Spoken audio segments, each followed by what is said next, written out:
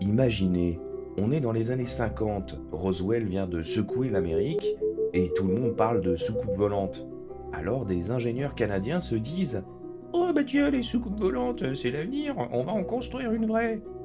Résultat, l'Avrocar, un frisbee géant de 5 mètres de diamètre, motorisé par 3 réacteurs Continental, censé souffler de l'air tout autour d'un disque pour le faire voler.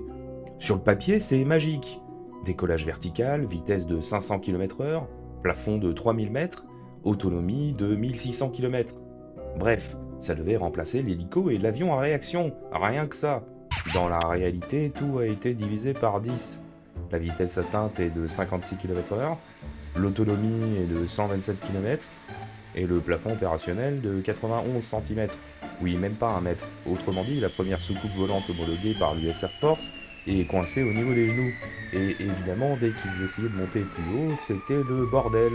L'Avrocar se mettait à trembler et à tanguer dans tous les sens, au point où les pilotes ont surnommé ça le hubcapping, littéralement comme un enjoliveur qui se barre en tournoyant. Un pilote de la NASA a même comparé ça à essayer de tenir debout sur un ballon de plage. Bonne ambiance. Ajoutez ça à un bruit assourdissant, une chaleur infernale dans la cabine, l'engin cuisait littéralement son équipage, et vous obtenez un aspirateur géant qui rêvait d'être une soucoupe volante, mais qui a fini en souffleur à feuilles. En tout, les Américains ont claqué plus de 10 millions de dollars pour ce projet, pour 75 heures de vol d'essai et un abandon en 1961. Et ironie de l'histoire, juste avec une jupe en caoutchouc autour, l'Avrocar aurait inventé le premier hovercraft. Au lieu de ça, il est devenu une preuve officielle que parfois, la science-fiction, c'est mieux quand ça reste de la science-fiction, quoi.